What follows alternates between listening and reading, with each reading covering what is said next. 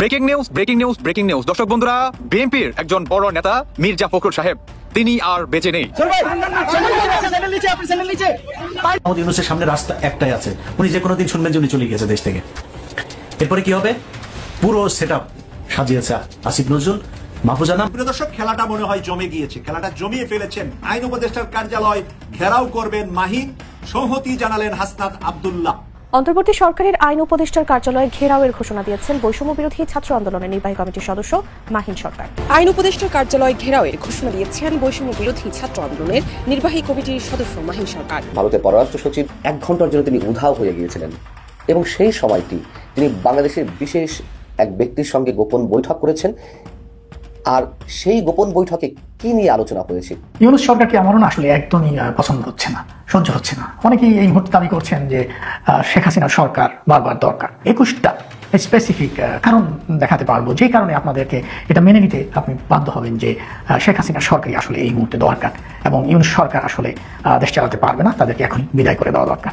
তত্ত্বাবধায়ক সরকার না, এটাকে বলে ইন্টারিম গভর্নমেন্টে এখন মনে হচ্ছে উনি এটা এক সরকার চালাচ্ছে যেখানে এটার কোনো ভিত্তি নাই, অ্যাডমিনিস্ট্রেটিভ পাওয়ার নাই। এইভাবে সরকার চলতে পারে না। বিক্রম মিশ্রের সাথে সেনাপ্রধানের আলোচনার মূল বিষয় ছিল হচ্ছে পিলখানা হত্যাকাণ্ডের ব্যাপারে পুনঃতদন্ত না করা, আরেকটা হচ্ছে বাংলাদেশের সাথে সামরিক এবং বেসামরিক যে সমস্ত চুক্তি হয়েছে, যে চুক্তিগুলো এখনো পাবলিক হয়নি, এগুলো যেন পাবলিক না হয়। কিন্তু বিক্রম মিশ্রের সাথে করার কথা ছিল সরকারের সাথে।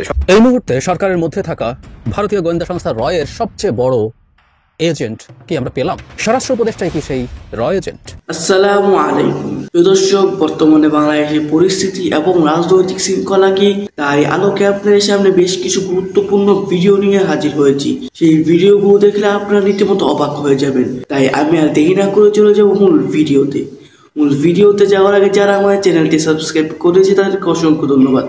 আর যারা এখন আমার চ্যানেলটি সাবস্ক্রাইব করে তাড়াতাড়ি সাবস্ক্রাইব করে ফেলুন ধরনের সকল আপডেটগুলো সবার আগে পেতে। Breaking news breaking news breaking news দর্শক বন্ধুরা, বিএনপির একজন বড় নেতা মির্জা ফখরুল সাহেব তিনি আর বেঁচে নেই। অনেকেই আসলে এই কথাটা বলতেছে, কিন্তু কথাটা আসলে কতটুকু সত্য আসুন একটাবার দেখে আসি। আজকে বিজয় দিবস উপলক্ষে তিনি আসলে জাতির কিংবা আপনার বাংলাদেশের জনগণের উদ্দেশ্যে তিনি ভাষণ দেন। সেই ভাষণ দিতে দিতে তিনি হঠাৎ করে মাটিতে লুটিয়ে পড়ে এবং সেখানে তিনি আপনার সেন্সলেস হয়ে যায়, কিন্তু মুখ থেকে কোনো কথা বের হয় না। ইভেন তার মুখ দিয়ে আপনার এক পদার আপনার সেবলি বের হয়। এখন অনেকেই বলতেছে যে তিনি বাঁচবে না বা তার আর বেশি সময় নেই, কারণ তার কন্ডিশন নাকি খুবই খারাপ। তবে ভাই আমি বলতে চাই, আমি দোয়া করি সে যাতে বেঁচে থাকে, কারণ আসলে উনি একজন ভদ্র মানুষ। আপনি দল বীর নির্বিশেষে যদি আপনি ওনার দিকে তাকান কিংবা ওনার ব্যক্তিত্ব দিকে তাকান, তাহলে আপনি দেখতে পারেন ভাই রাজনীতিবিদে এই ধরনের ভদ্রলোকের দরকার আছে ভাই, বুঝতে পারছেন? আমি আসলে তার জন্য দোয়া করতেছি, কারণ এই বিজয়ের দিবসে তিনি কিন্তু আমাদের বাংলাদেশের শ্রেষ্ঠ সন্তানদের কিন্তু তিনি বলেন নাই, এবং আপনারা যারা আওয়ামী লীগ আছেন আপনাদেরকে কিন্তু তিনি বলেন নাই। তিনি কিন্তু প্রতিনিয়ত আওয়ামী লীগ যাতে নির্বাচন করতে পারে, আওয়ামী লীগ যাতে ক্ষমতায় আসতে পারে, আওয়ামী লীগ যাতে পুনরায় আপনার বাংলাদেশে সুষ্ঠুভাবে নির্বাচনে অংশগ্রহণ করতে পারে, এই বক্তব্য কিন্তু আপনার একমাত্র কিন্তু এই মির্জা ফখরুলই রাখে। শুধু এটাই না, যখন নাকি ছাত্রলীগকে নিষেধাজ্ঞা করা হয় সবার আগে কিন্তু আওয়াজ তোলে এই মির্জা ফখরুল যে ছাত্রলীগকে কিংবা আওয়ামী লীগকে নিষেধাজ্ঞা করার কোনো ক্ষমতা সমন্বয় কিংবা কোনো সরকারের নাই, সেটা একান্ত আপনার বাংলাদেশের সাধারণ জনগণের ডিসিশন। দেখেন যেই মানুষটা নাকি আসলে মানে এতটা আসলে ভদ্র এবং আওয়ামী লীগের হয়ে এত মানে আপনার সমন্বয়কদের ঊর্ধ্বে গিয়ে এবং উপদেষ্টাদের কিংবা অন্তর্বর্তীকালে সরকারের ঊর্ধ্বে গিয়ে তিনি এই বক্তব্য রাখেন, আপনি বুঝতেই পারতেছেন যে আসলে তিনি কতটুকু সম্মানীয় মানুষ। তবে অনেকেই বলতেছেন যে তার অবস্থা খুবই খারাপ। এই বিজয়ের উপলক্ষে তিনি আসলে ভাষণ দিতে দিতে তিনি মাটিতে লুটিয়ে পড়ে। শুধু এটাই না, তিনি নাকি মারাও যেতে পারে। আপনার তার নাকি মুখ দিয়ে সেবলি বের হচ্ছিল, হ্যাঁ, যখন নাকি তিনি হঠাৎ করে মাটিতে লুটিয়ে পড়ে যায়। অনেকেই বলতেছে তিনি স্ট্রোক করছে, অনেকেই বলতেছে তিনি তার ব্রেন স্ট্রোক করছে, অনেকে বলতেছে তিনি মানে সেন্সলেস হয়ে গেছে। মানে এক এক জনের এক এক মন্তব্য। আর এরকম শোনা যাচ্ছে যে তিনি আসলে বেশি একটা সময় বাঁচবে না, কারণ তার কন্ডিশন নাকি খুবই খারাপ। মুখ দিয়ে সেবলি বের হচ্ছে, কোনো কথা বলতেছে না, চোখ নাকি আপনার উল্টে যাচ্ছে, হ্যাঁ, মানে দাঁত নাকি লেগে যাচ্ছে, মানে এই ধরনের একটা গুঞ্জন কিন্তু শোনা যাচ্ছে। তবে এখন দেখা যাক যে তার অবস্থা কি হয়। তাকে হসপিটালে নিয়ে গেছে, এখন দেখা যাক যে তার শেষ পরিণতি কি হয়। তবে আমি বলতে চাই দর্শক বন্ধুরা, আপনারা অবশ্যই অবশ্যই দোয়া করবেন, কারণ বাংলাদেশে এই ধরনের একটা ভদ্র মানুষের ভাই দরকার আছে। তো আমি বলতে চাই রাজনীতিতে এই ধরনের ভদ্রলোক যদি হারিয়ে যায় তাহলে রাজনীতি ভাই ধ্বংস হয়ে যাবে আরো অনেক। কারণ ফখরুল সাহেবের মতো আপনার ভদ্রলোক বাংলাদেশের রাজনীতিবিদে খুব কমই আছে। আপনি যাই বলেন না কেন, আপনি আমাকে গালি দেন কিংবা যাই বলেন, কিন্তু সত্যিই ভাই খারাপ লাগতেছে, কারণ তিনি খুবই ভালো মানুষ। তার মুখ দিয়ে কখনো আপনার উল্টাপাল্টা কথা বাচ্চা কিংবা গালিগালাজ কখনো মনে করেন বের হয় নাই। তিনি যথাযথ সমস্ত রাজনীতিবিদকে এবং সমস্ত দলকে তিনি সম্মানের চোখেই দেখতো। দর্শক বন্ধুরা, বাকিটা আপনাদের ব্যক্তিগত মতামত অবশ্যই জানাবেন আর অবশ্যই ওনার জন্য দোয়া করবেন। ইউনূস সরকারকে আমারও না আসলে একদমই পছন্দ হচ্ছে না, সহ্য হচ্ছে না। অনেকেই এই মুহূর্তে দাবি করছেন যে শেখ হাসিনার সরকার বারবার দরকার। অনেকেই এটা বুঝে না বুঝে দাবি করছেন। তো এই প্রসঙ্গে আমি আপনাদেরকে মোটামুটি 21টা স্পেসিফিক কারণ দেখাতে পারবো, যে কারণে আপনাদেরকে এটা মেনে নিতে আপনি বাধ্য হবেন যে শেখ হাসিনার সরকারই আসলে এই মুহূর্তে দরকার এবং ইউনূস সরকার আসলে দেশ চালাতে পারবে না, তাদেরকে এখনই বিদায় করে দেওয়া দরকার। 1 নম্বর, শেখ হাসিনা এবং ওনার রাষ্ট্রপতি, মন্ত্রী, এমপি তাদের মধ্যে অনেকেই অনেক বয়স্ক ছিলেন, বয়োজ্যেষ্ঠ মানুষ ছিলেন, কিন্তু সত্ত্বেও কোনো অনলাইন অ্যাক্টিভিস্ট বা কোনো ব্লগার কিন্তু এই অভিযোগ কালেও করতে পারেননি যে এই বয়স্ক মানুষগুলো কাশি দিলে জামা কাপড় ভিজে যেত এবং তাদেরকে ডায়াপার পরতে হতো। কিন্তু ইউনূস সরকারে অনেক উপদেষ্টাই নাকি এরকম তারা ভিজিয়ে ফেলেন, ডায়াপার পরতে হয়। আমরা এইসব ডায়াপারওয়ালা উপদেষ্টা পরিষদ আসলে চাই না। শেখ হাসিনা এবং তার সরকারই এক্ষেত্রে হতে পারে একমাত্র বিকল্প। 2 নম্বর, রিক্সা চালক থেকে শুরু করে সচিব, চোর থেকে সাধু, সবারই এখন দাবি আদায়ের মৌসুম চলছে। দেশে আসলে কেউ এখন ভালো নেই, সবাই অভাব অনটনে আছে, দুঃখ কষ্টে আছে।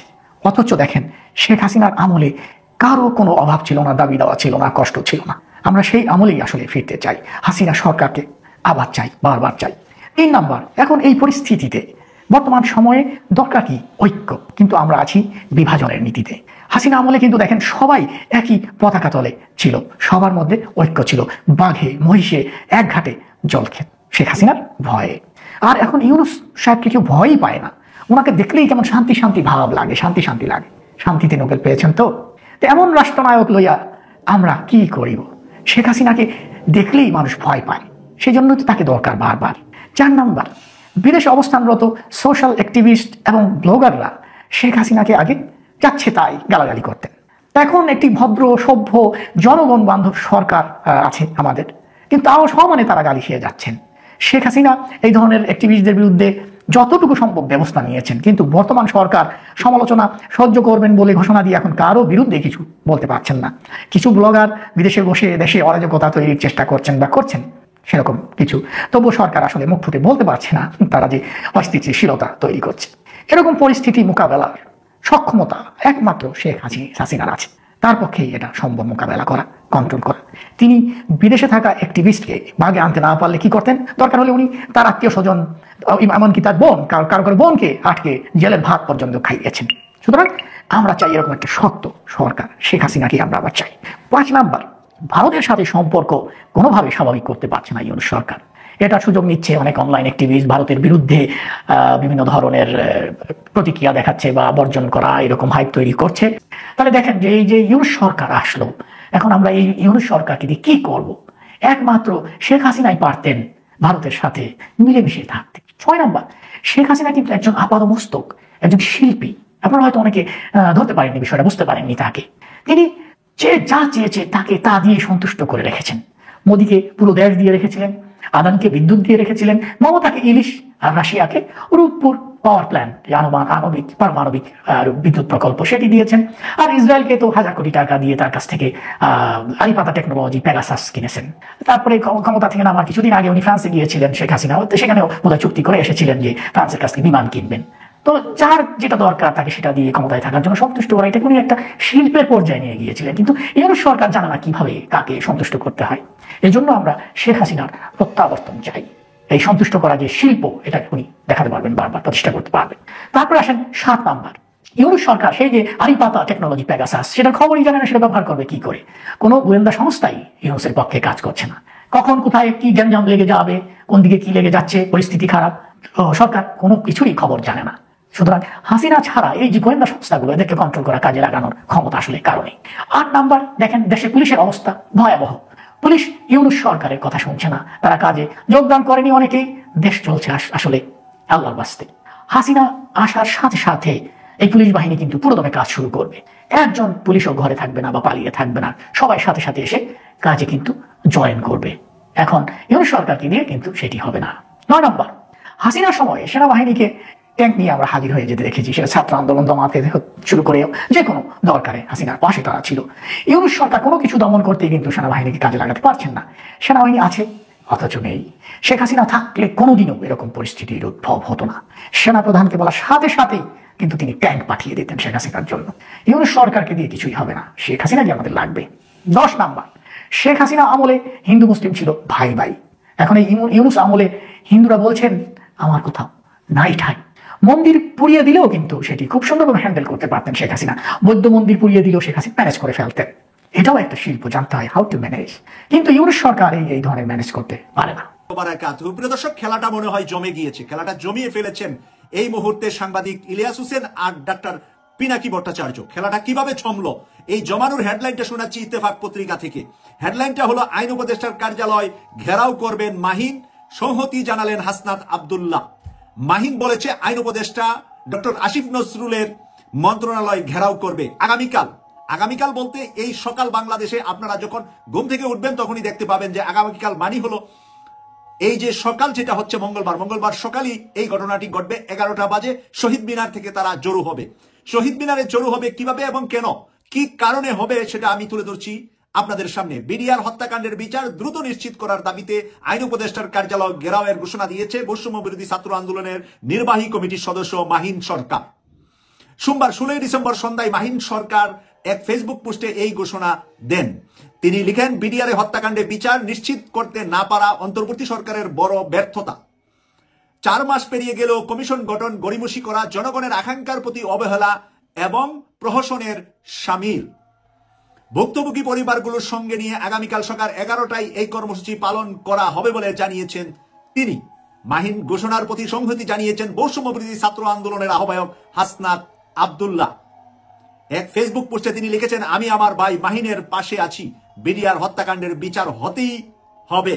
প্রিয় দর্শক, এই দুই তরুণের চিৎকারে আমি জানি না যে গভীর রাতে বাংলাদেশে কিছু ঘটবে কিনা। আমি জানি না মঙ্গলবার দিনটা কিভাবে পার হবে বাংলাদেশের তরুণ সমাজ যদি জেগে ওঠে। আমি কোন দরজা দিয়ে পালাবে উপদেষ্টা আসিফ নজরুল সেটা আমার জানা নাই।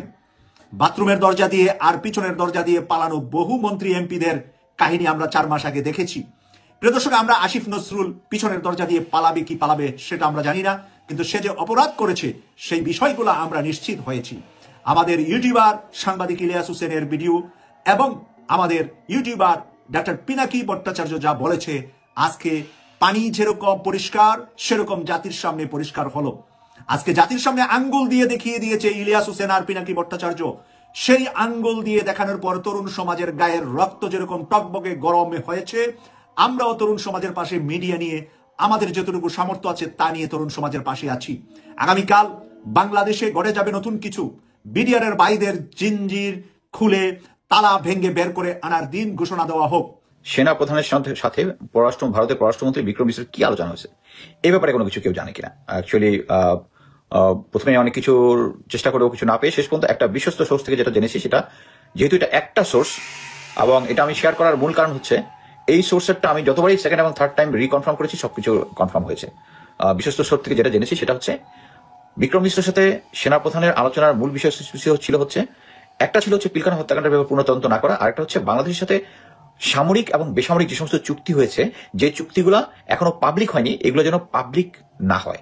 চুক্তির শর্তাবলীর মধ্যে তো শেখ হাসিনা বলিয়ে দিয়েছে আমরা ভারতকে যা দিয়েছি এখন পর্যন্ত কিছু দিতে পারেনি, সেম জিনিস যেন এই চুক্তিগুলো যেন পাবলিক না হয়। এখন আমি বলবো যে এটা করার কিন্তু বিক্রম মিশ্রের সাথে করার কথা ছিল সরকারের সাথেও আমি আমার ধারণা সরকারের সাথে করেছে, কিন্তু he knows that General Walker is a stakeholder, so General ওয়াকারের সাথে সে একই বিষয়ে মুক্ত আছে। এখন আমি আসি হচ্ছে আবার প্রফেসর আসিফ নজরুল প্রসঙ্গে।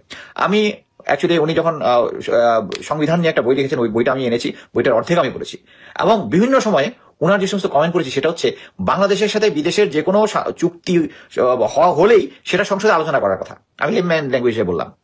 সো তার কয়েকটা ইয়ার মধ্যেও দেখেছি যে তারা বিদেশের সাথে যে সমস্ত চুক্তি হয়েছে এগুলো নিয়ে আলোচনা করেছে। সংবিধান এখন নাই, সংবিধান মানে হচ্ছে সংবিধান হলে এটা জনগণের জানার অধিকার আছে।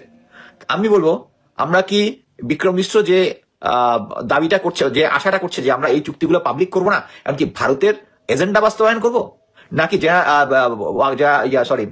আসিফ নজরুল যেটা নিজে বলেছেন, বইতে লিখেছেন, বিশ্বাস করেছেন যে বাংলাদেশের সংবিধানে যে বিদেশের সাথে যে কোনো চুক্তি হলেই সেটা সংসদে আলোচনা করতে হবে।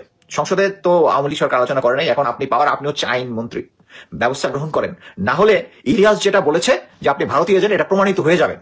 এখন আপনি দেখেন এই যে প্রমাণিত হওয়াকে প্রেফার করবেন নাকি এই চুক্তি যেগুলো হয়েছে এগুলা পাবলিকলি আউট করে দিবেন, পাবলিককে জানাবেন, এটা পাবলিকের জানার অধিকার আছে।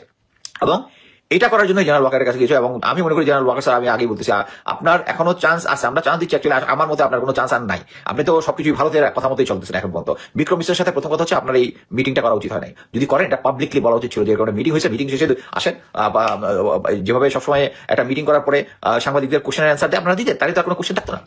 সো আমি আবার বলতেছি, জনাব আসিফ নজরুল, আপনি ভারতের সাথে যে সমস্ত চুক্তি হয়েছে, সামরিক বেসামরিক অন্য দেশের সাথে যে কোনোটা হইলেই সংসদের আলোচনা হওয়ার কথা আছে সংবিধান অনুযায়ী, আমাদেরকে দেখান, না হলে প্রমাণিত হবেন যে আপনি ভারতীয় এজেন্ট। ধন্যবাদ। দর্শক, আমি আশা করছি আপনারা সকলেই আলোচনাগুলো শুনেছেন এবং এই আলোচনাগুলো নিয়ে যদি আপনাদের কোনো মন্তব্য থেকে থাকে অবশ্যই কমেন্ট বক্সে জানাবেন।